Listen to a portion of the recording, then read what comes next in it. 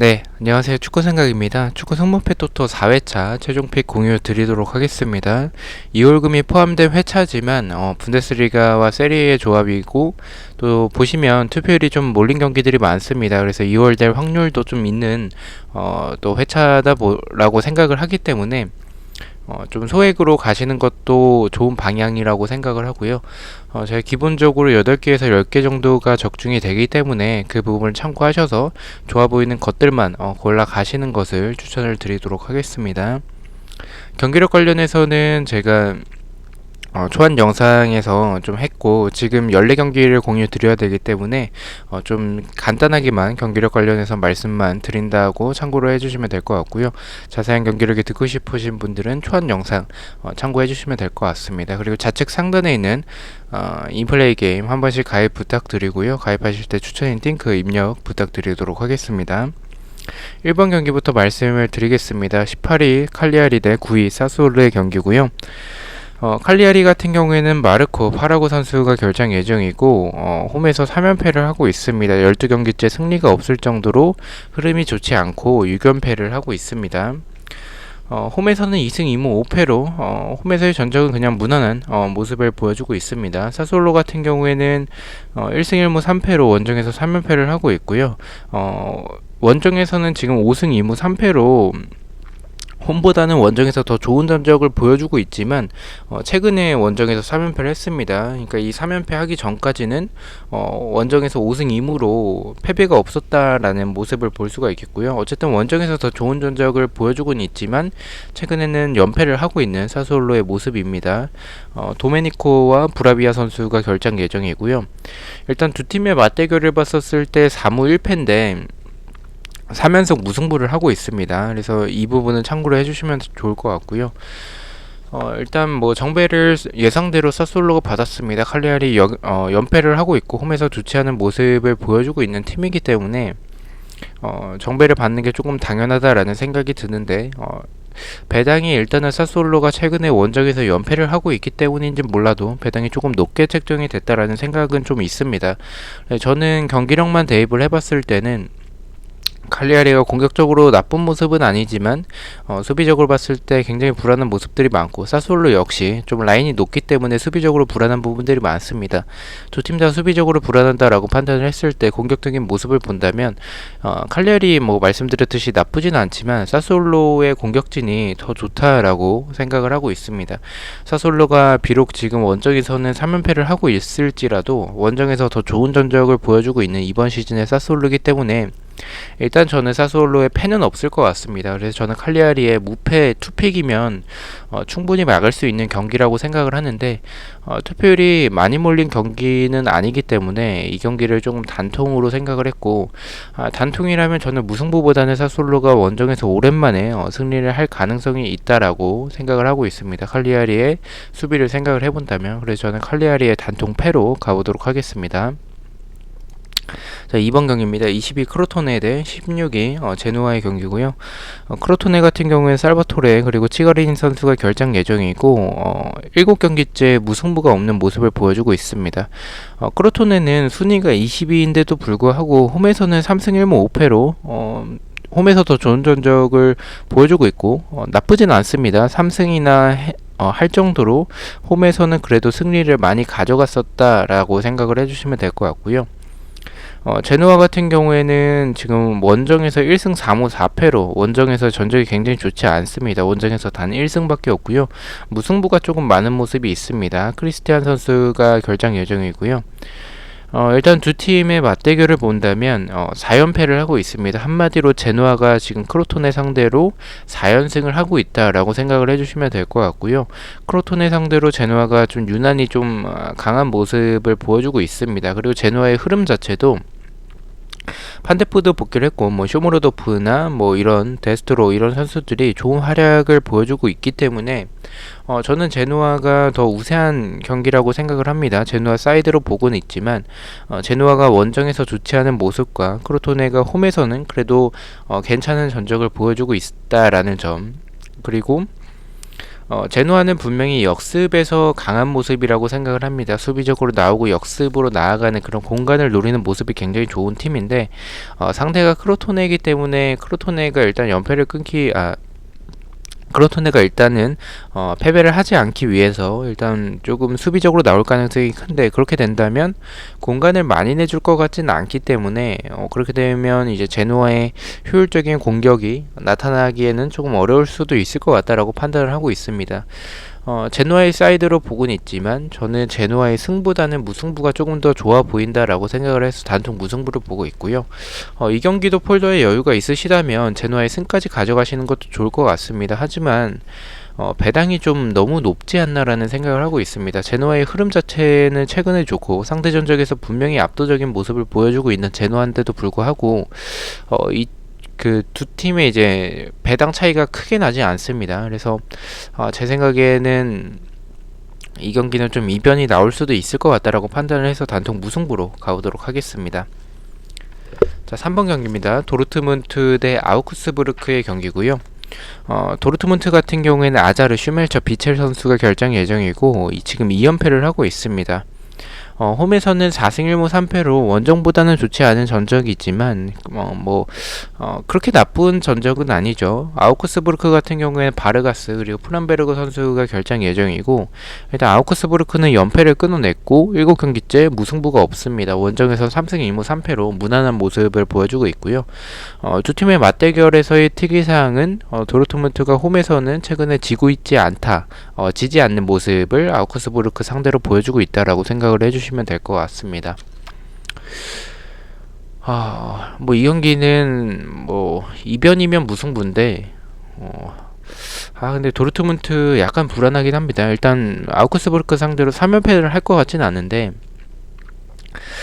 불안하긴 해도 아우크스부르크의 최근 경기력이 사실 생각보다 좋아서 좀 그 부분에 있어서는 좀 고민이 많이 됩니다. 도르트문트가 원정에서 더 좋은 모습을 보여주고 있는 팀이기도 하고, 근데 일단 배당이 좀 너무 낮게 책정이 됐고, 이 정도의 배당이면 국내 배당에서는 1.1점대 그 정도의 배당이 책정이 될 것 같고요.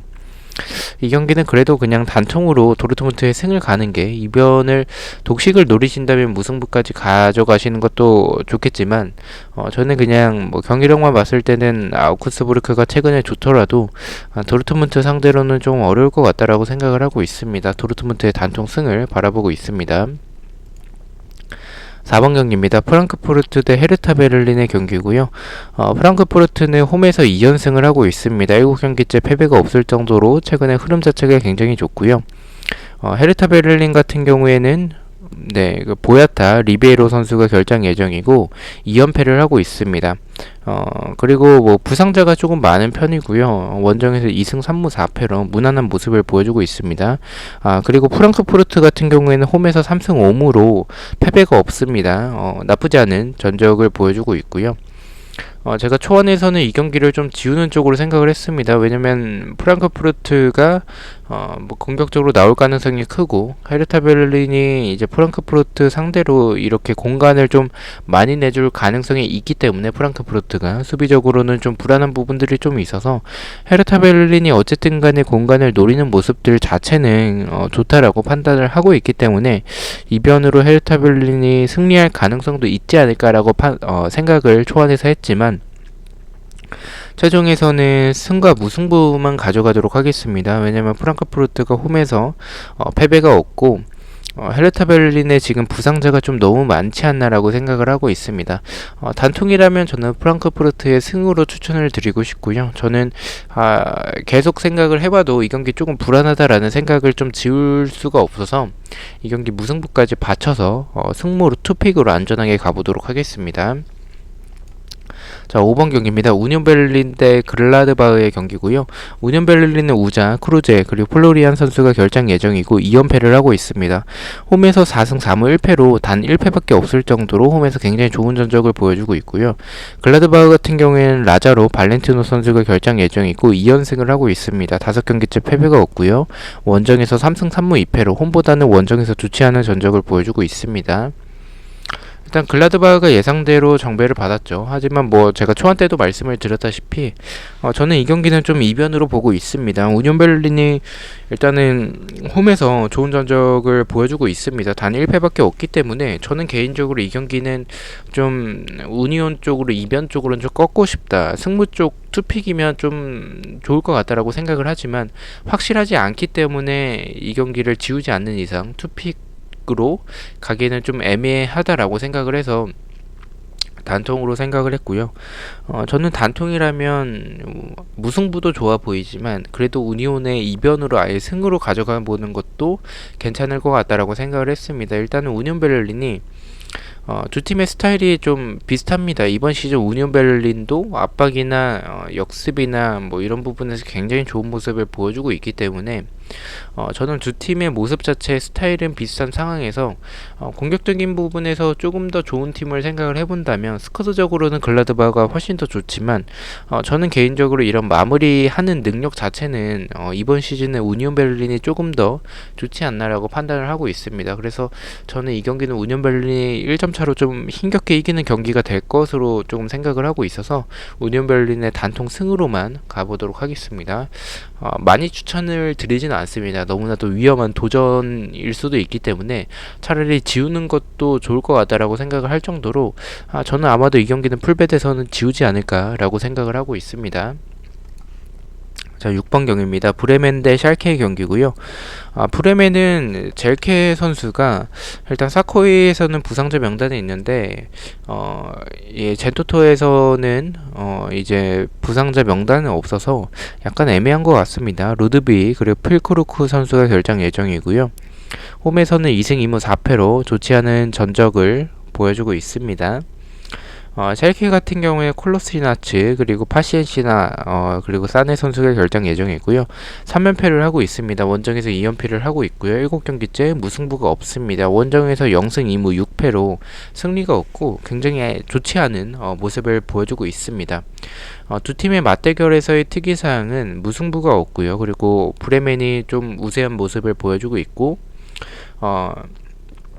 패턴이 약간 보자면 브레멘 홈 기준으로 승리한 다음에 패배하는 패턴 그리고 또다시 승리하고 패배하는 패턴인데 직전에 패배를 했습니다. 패턴적으로 봤을 때는 브레멘이 승리하는 그런 패턴인 것 같긴 합니다.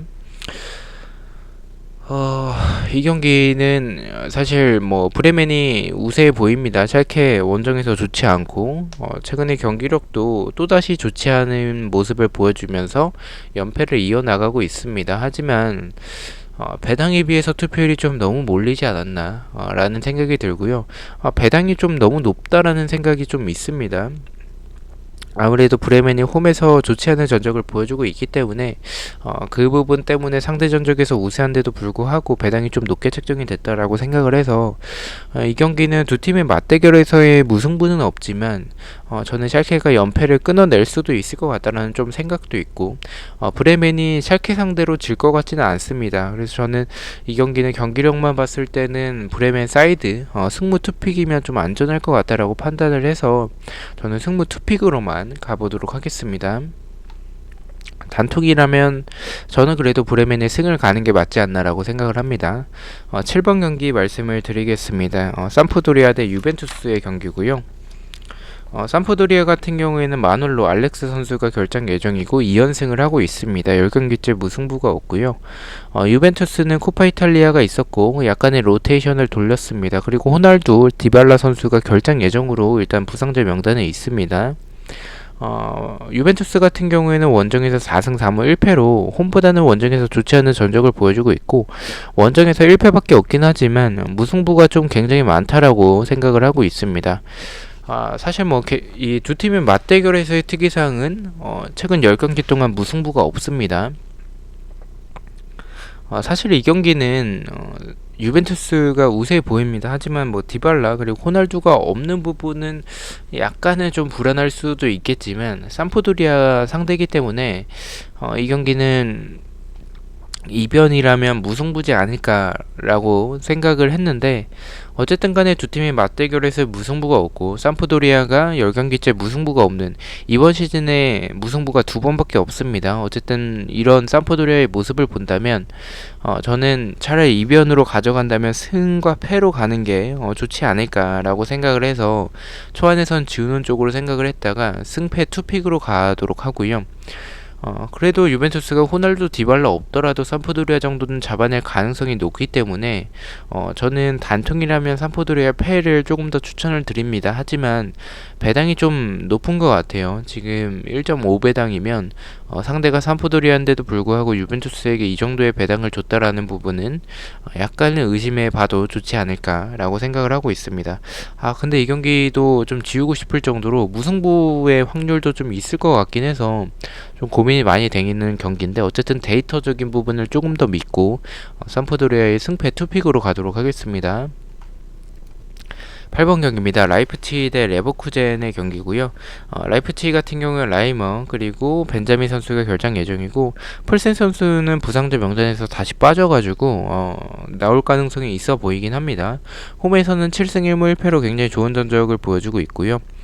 레버쿠젠 같은 경우에는 벤더 시크, 바움가르팅거 그리고 부상자가 굉장히 좀 많고요.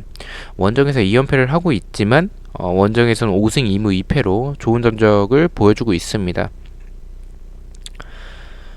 두 팀의 맞대결에서의 특이사항은 라이프치히가 우세한 모습을 보여주고 있고 두 팀의 맞대결에서는 3연속 무승부를 하고 있습니다. 그 부분을 참고해 주시면 될 것 같고요.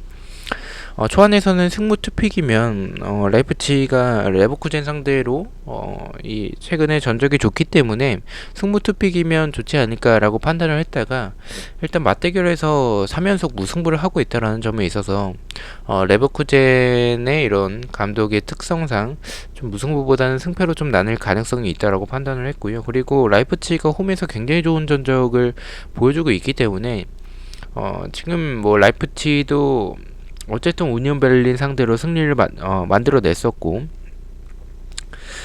분위기가 뭐 엄청 좋다라고 보기에는 조금 어렵지만 레버쿠젠도 분위기가 조금은 좋지 않은 상황이기 때문에 그렇다면 저는 그래도 라이프치히의 홈을 조금 더 믿는 게 좋지 않을까라고 판단을 했습니다. 라이프치히의 단통 승만 가져가 보도록 하겠습니다.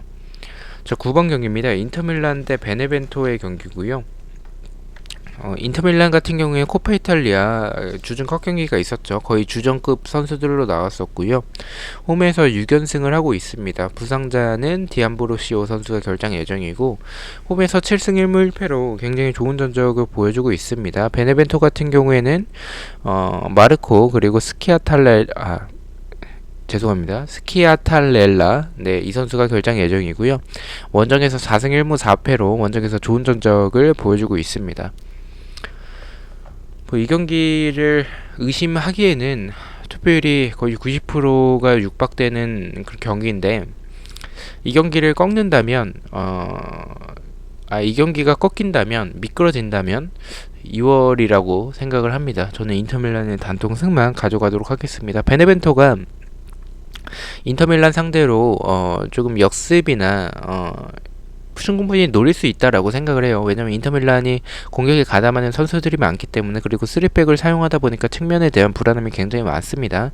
베네벤토는 이런 공격력이 있어서는 나쁘지 않은 팀이기 때문에 저는 베네벤토가 이변을 만들어낼 수도 있는 가능성이 있다라고 판단을 하지만 배당도 그렇고 투표율도 그렇고 이 경기를 좀 꺾기에는 위험 부담이 있다라고 생각을 했고요.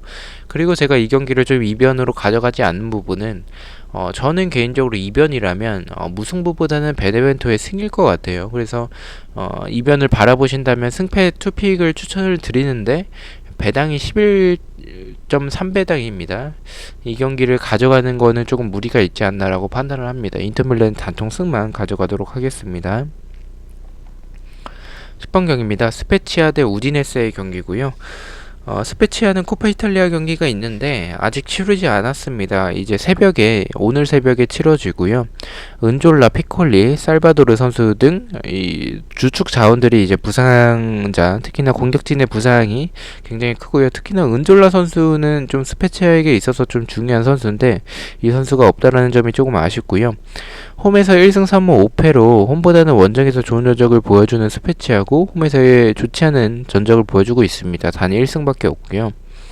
우디네세 같은 경우에는 이그나시오 그리고 오카카, 페르난도 우디네세 역시 좀 주축 자원들의 이 결장 예정인 게 좀 아쉬운 것 같습니다.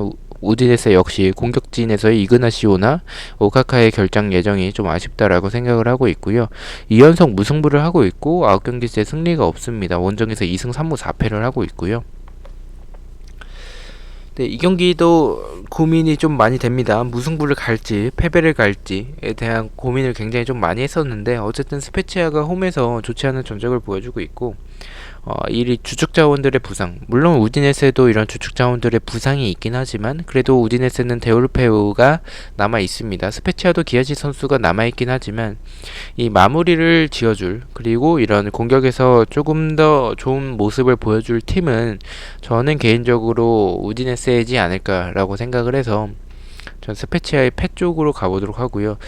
이 경기 만약에 투표율이 좀 몰리는 경기였다면 무패 투픽으로 가져갔겠지만 투표율이 균등하게 분배가 된 경기이고 스페치아가 이길 가능성도 있다라고 생각을 해요. 그래서 이 경기를 좀 단통으로 생각을 했고요.